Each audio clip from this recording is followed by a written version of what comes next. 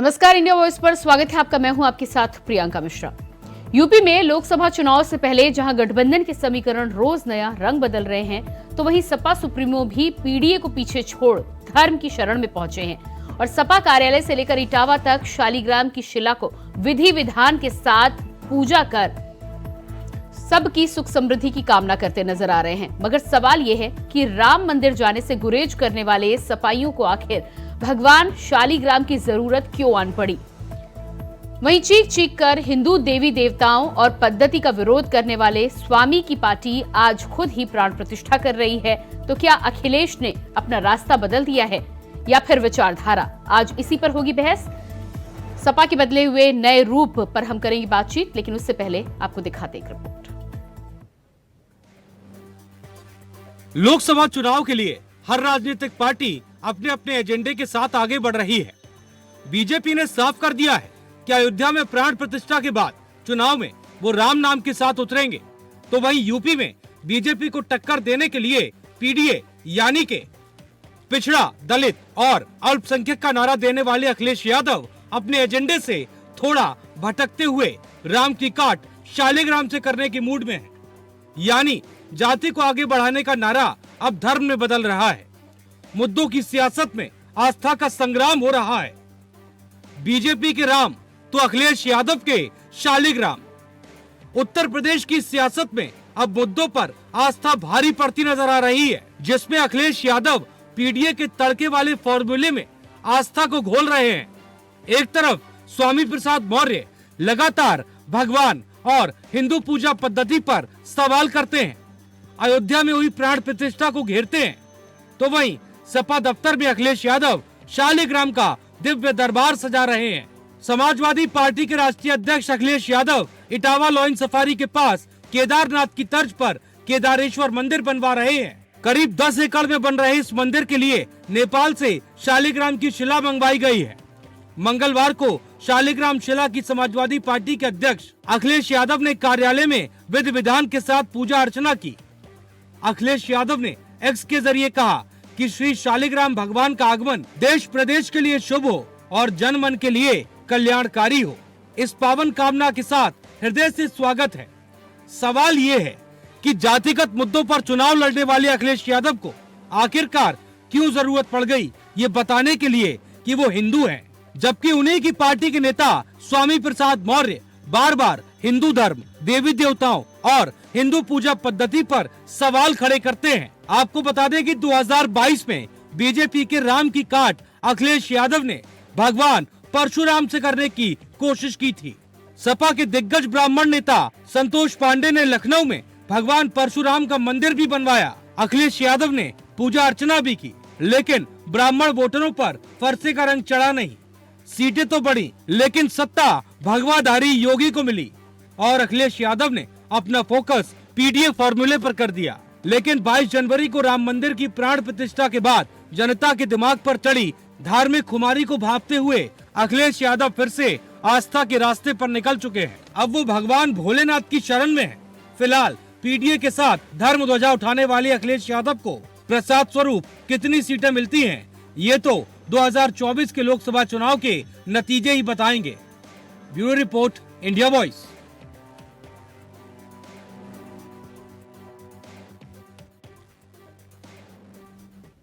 और इससे पहले इस मुद्दे पर हम बातचीत करें, आपको सुनवाते हैं कुछ राजनीतिक बयान। अध्यक्ष के नेतृत्व में एक खुशहाल हिंदुस्तान, जिस हिंदुस्तान के लिए डॉक्टर राम मनोहर लोहिया, बाबा साहब भीमराव अम्बेडकर और देश के महान सपूतों ने जो सपना देखा था, समाजवाद का, भाईचारा का, आपसदारी का, खुशहाली का, उसकी शुरुआत माननीय अखिलेश यादव के नेतृत्व में पूरे देश में होगा। इटावा में बन रहे केदारनाथेश्वर धाम मंदिर, मैं समझता हूँ कि भारत का और उत्तर प्रदेश का प्रभु शिव शंकर की कृपा से आदरणीय राष्ट्रीय अध्यक्ष जी के संरक्षण में जो मंदिर का निर्माण हो रहा है, प्रभु के शिव शंकर के जिन्हें हम देवों के देव कहते हैं, परमपिता परमेश्वर कहते हैं, महेश्वर कहते हैं। और हमें ये बताने में आपको बहुत प्रसन्नता हो रही है इटावा में जो भगवान भोलेनाथ का मंदिर निर्माण हो रहा है, ये हमारे जो कई ज्योतिर्लिंग हैं भारत के, ठीक उसी के डायरेक्शंस में, उसी की दिशा में वो मंदिर का निर्माण हो रहा है।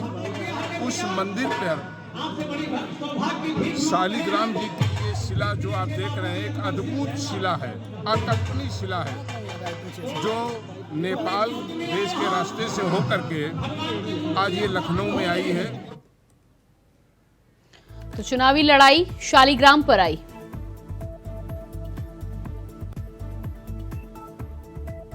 शालिग्राम बढ़ाएंगे शोभा, तो पीडीए का क्या होगा?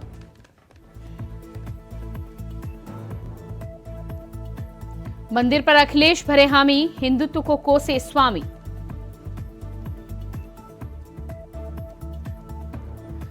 परशुराम से मिली हार, अब शालिग्राम पर रार। 2022 में अखिलेश यादव को याद आए थे भगवान परशुराम।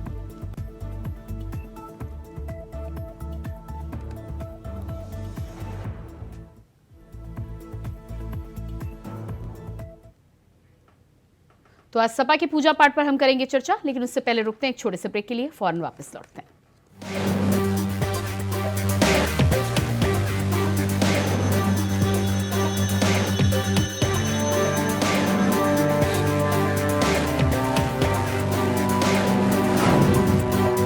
ब्रेक के बाद स्वागत है आपका। समाजवादी पार्टी ने जिस तरह से पूजा पाठ करने की शुरुआत की है और शालिग्राम की शिला को स्थापित कर रहे हैं, आज उसी पर हम करेंगे चर्चा। अशोक तिवारी जी सपा प्रवक्ता हमारे साथ जुड़ चुके हैं, स्वागत है आपका। इसके अलावा रतन तिवारी जी कांग्रेस नेता हमारे साथ हैं, आपका भी बहुत बहुत स्वागत है।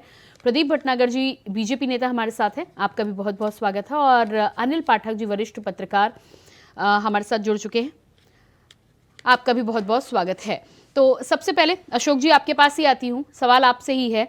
अभी तक तो आप तमाम डिबेट्स में बात करते थे कि आप धर्म पर राजनीति नहीं करना चाहते, धर्म से इतर हटकर पीडीए की आप बात करते हैं और तमाम अलग अलग लोगों के विचारों की आप लड़ाई लड़ रहे हैं, उनके हक की लड़ाई लड़ रहे हैं। क्या जरूरत आन पड़ी कि आप शालिग्राम की पूजा पाठ कर रहे हैं और बाकायदा पूजा पाठ के साथ अब कोई कसर नहीं छोड़ी जा रही है?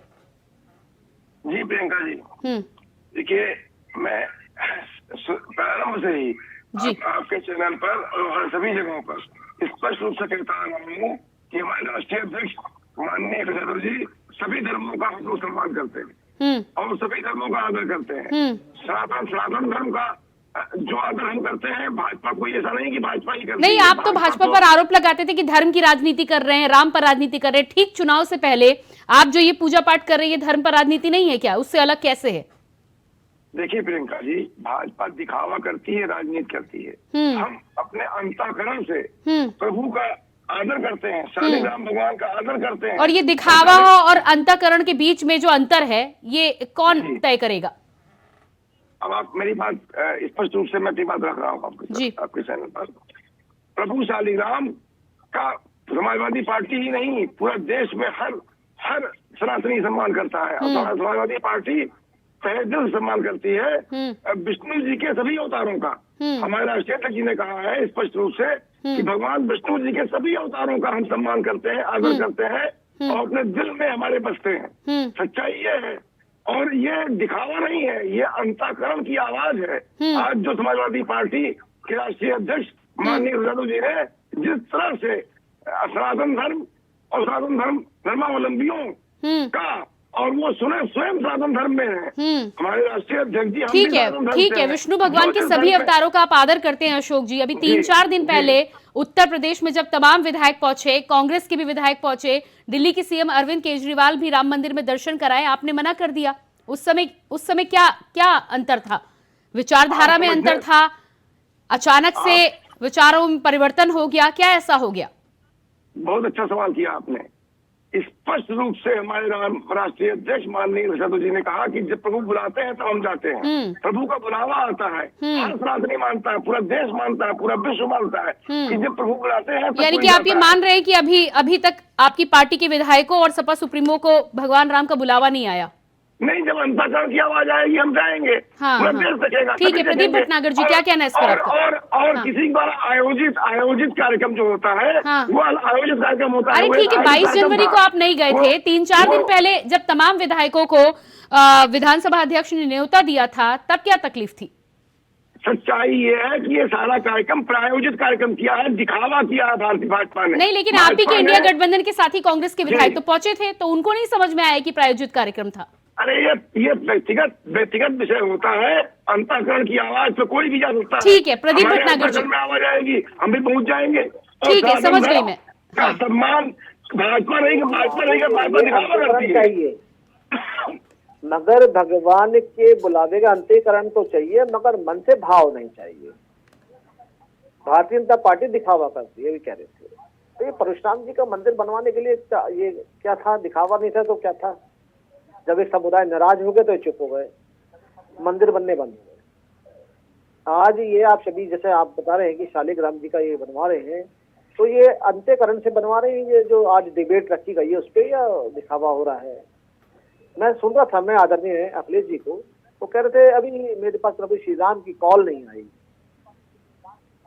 देखिए, कहते मैं विदेश से पढ़ा हुआ हूँ, आर्मी स्कूल से पढ़ा हूँ, कि भगवान कॉल करेंगे क्या? केजरीवाल जी पे या पंजाब के मुख्यमंत्री पे कॉल आई थी, फोन आया था इनके फोन पे। ये तो आपको श्रद्धा सुमन जाना पड़ेगा, मगर जाना यूं नहीं कि वोट बैंक खिसक जाएगा, तब तो वोट बैंक का है। और कुछ लोग तो देश की पुरानी पार्टी ऐसी हैं, उनके मुखिया जाते हैं, फैजाबाद से जाते हैं, मगर अयोध्या जी नहीं जाते, हनुमानगढ़ी जाते हैं, वहां से वो घूम के चले आते हैं, कहीं वोट बैंक में। तो समझ की फर्क ही है। और भाजपा दिखावा करती है, ठीक है कि हाँ बिल्कुल दिखावा करते हैं हम, और मैं तो कैमरे पे भी कह रहा हूँ बिल्कुल दिखावा करते हैं। दिखावे में प्रभु श्री राम का मंदिर बन गया, और प्रभु श्री राम के और जो अनुयायी हैं, जो लाखों की संख्या जाने लगे, वो जाने लगे। देखिए, हम तो दिखावा करते हैं धारा 370 खत्म करने का, हम सीए चालू करने का दिखावा करते हैं। और जी अशोक जी, जी मैं पूरा कर दूंगा जी तो आती हूँ प्रदीप अगर जी। देश का विकास अगर दिखावे में हो रहा है तो देखिए अच्छी बात है। मैं तो कहूँ समाजवादी पार्टी को भी दिखावा करना चाहिए, अन्य दलों को जो सरकारों में बैठे उनको भी दिखावा करना चाहिए।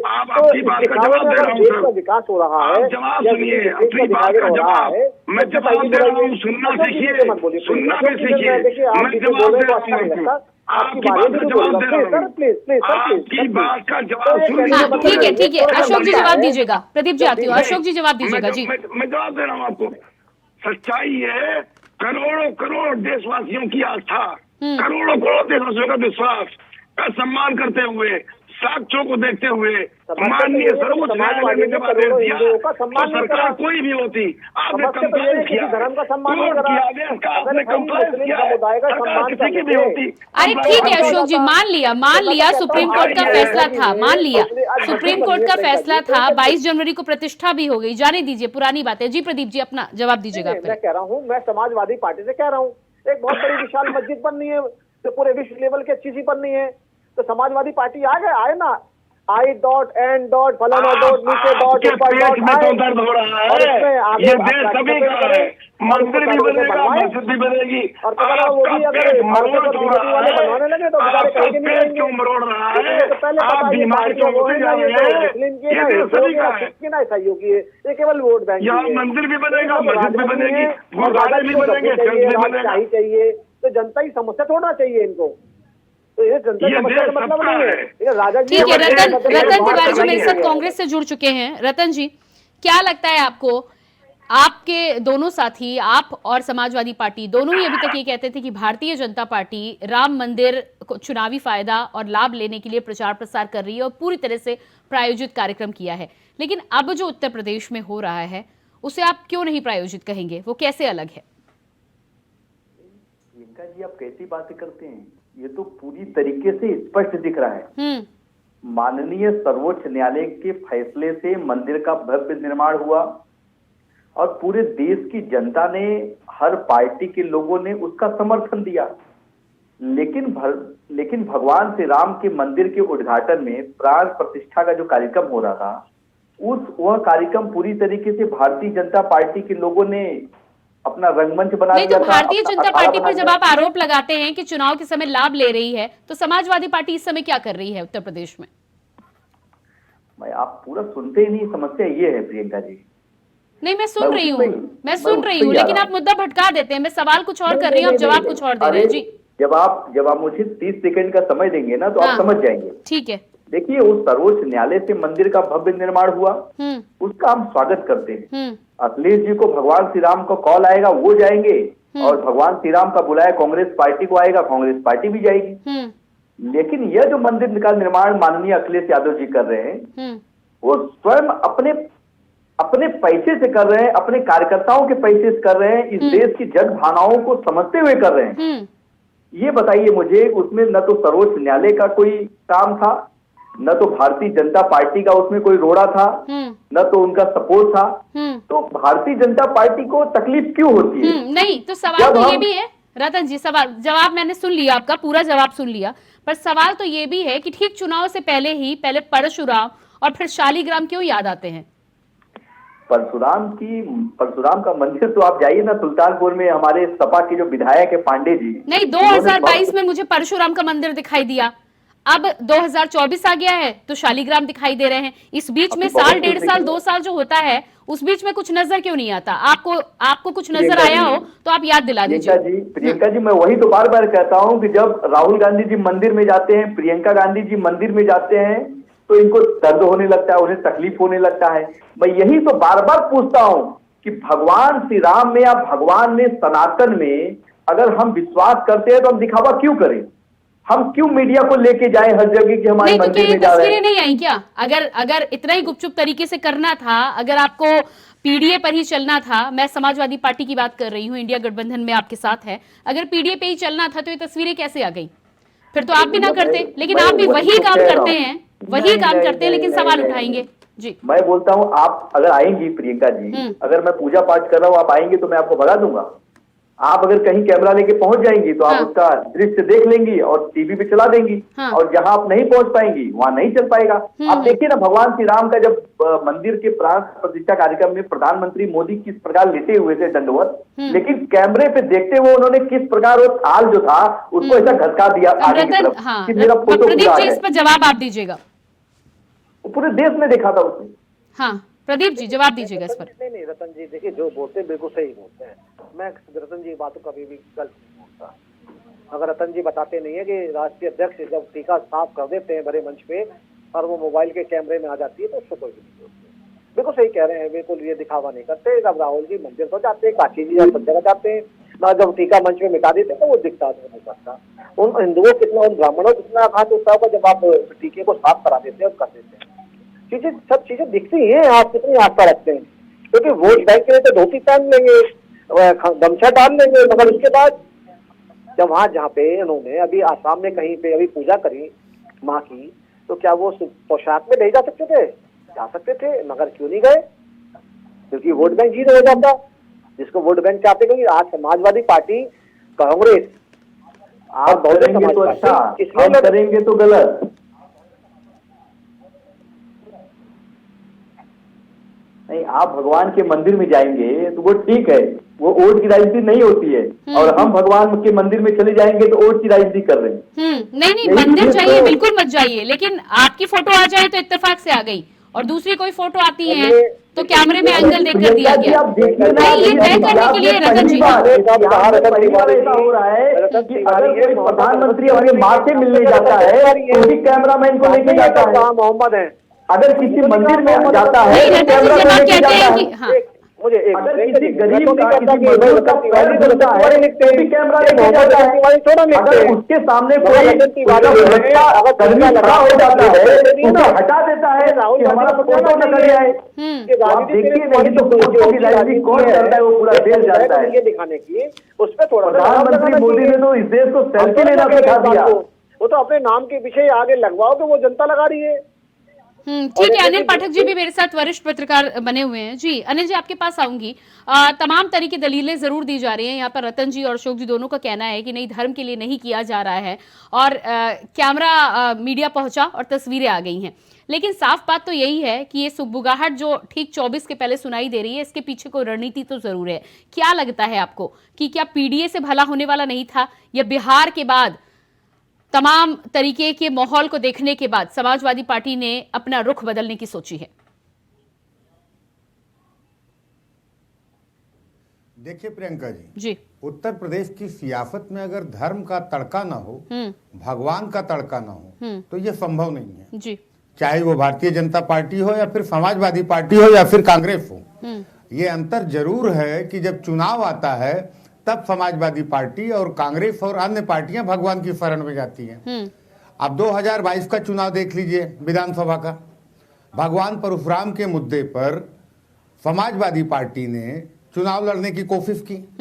2017 के चुनाव में समाजवादी का जो वोट परसेंट था वो 22% था, लेकिन जैसे फरफा चलाया समाजवादी पार्टी ने, फायदा हो गया, वोट परसेंट बढ़ करके 32 हो गया, सीटें बढ़ करके 2.5 गुना हो गई, विधानसभा की विधायकों की संख्या।